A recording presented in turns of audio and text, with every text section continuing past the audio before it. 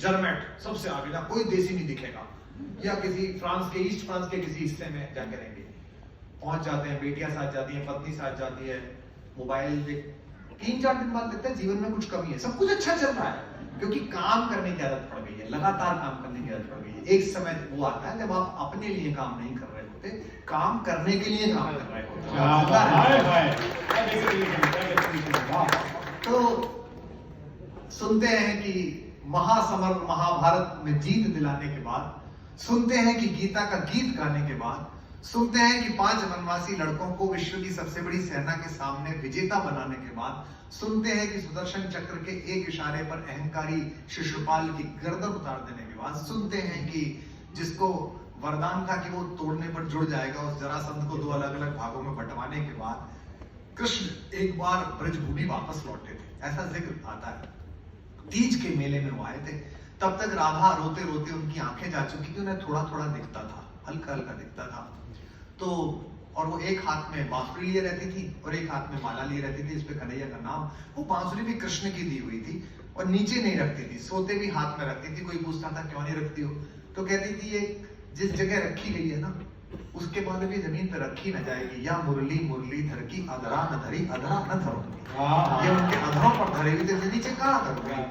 तो अब सुनना, महसूस करना, तीज के मेले में कन्हैया आएंगे, चर्चा फैली और राधा कुछ न बोली।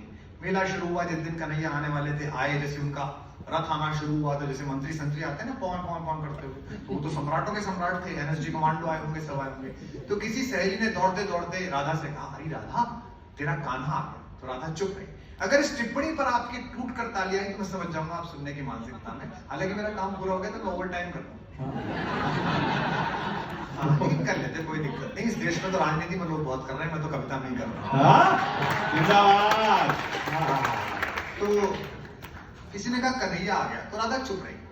फिर किसी ने कहा, अरे भागती दूसरी सहेली आई, अरे राधा तेरी कुटिया की तरफ आ रहा है। राधा फिर चुप रही। उसके बाद फिर वो गेट पर आ गए। तो विशाखा सखी ने कान में कहा, सामने आंख में पानी भरे हुए कृष्ण, द्वारिकाधीश कृष्ण। तो उसने कहा कि ओ राधा तेरा कान्हा आ गया। तो राधा ने जो उत्तर दिया वो मेरी कविता की भूमिका है, आप हाथ खोल सके तो खोलिएगा। राधा पहली बार बोली। राधा ने कहा, जगत पर आया है, जब बांह पर आ जाएगा तो मानूंगी क्या।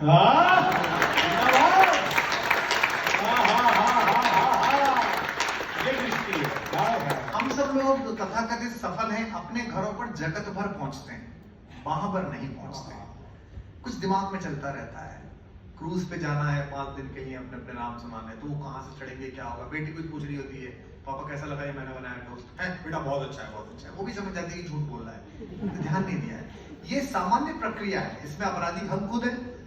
तो कृष्ण पास गए, कृष्ण ने कहा राधा मैं कन्हैया। राधा ने हाथ लगाया। राधा ने कहा आओ द्वारिकाधीश। समझिए बात का।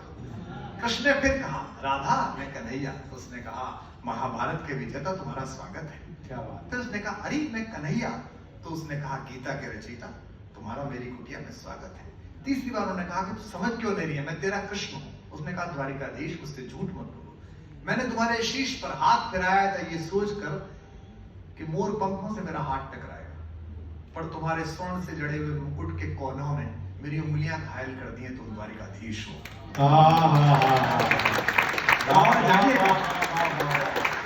मैंने तुम्हारे कंठ पर हाथ फिराया था ये सोच के वन फूलों का स्पर्श होगा, मैं तुम्हें पहचान लूंगी, पर तुम्हारी राजसी माला की मणियों ने मेरी हथेलियों पर चिन्ह बना दिए हैं, तुम द्वारिकाधीश हो।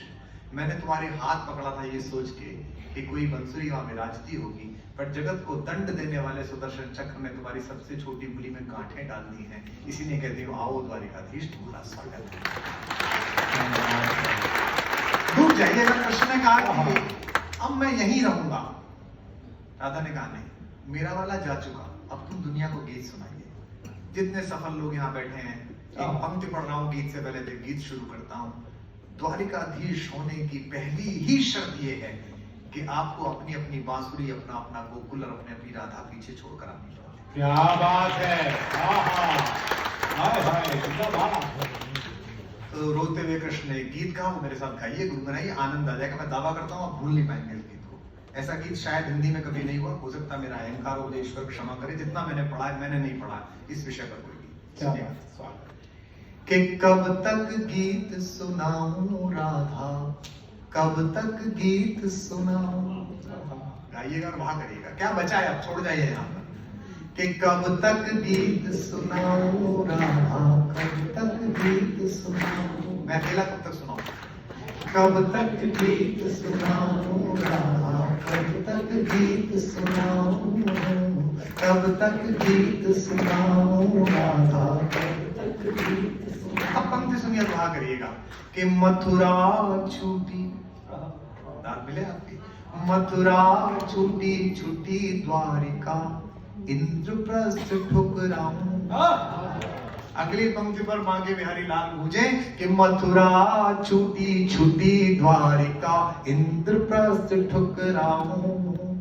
बंसी छूटी गोकुल छूटा, कब तक चक्र उठाऊं।